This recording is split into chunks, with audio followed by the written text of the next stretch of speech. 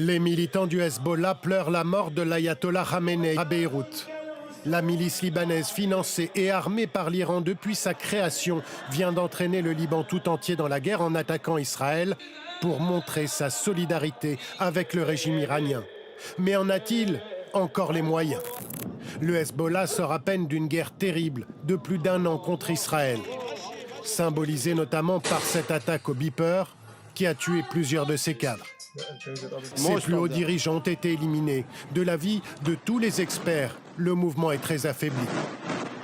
Voici les alliés historiques de l'Iran dans la région.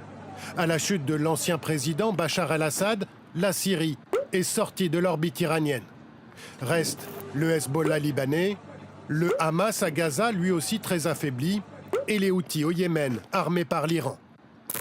La milice yéménite dispose encore d'un arsenal intact et a promis de venir en aide à l'Iran. En réponse à ce qui se passe dans la région, nous allons agir à travers différents types d'actions. Les Houthis disposent de quelques missiles balistiques capables d'atteindre Israël. Et surtout, ils peuvent attaquer les navires commerciaux qui passent au large des côtes yéménites, en mer Rouge. Qu'en est-il des alliés de l'Iran en dehors de la région? La Russie et la Chine, principalement. Les deux pays ont certes condamné la guerre déclenchée par Israël et les États-Unis contre l'Iran, mais ils n'ont pas pris d'action concrète pour l'instant.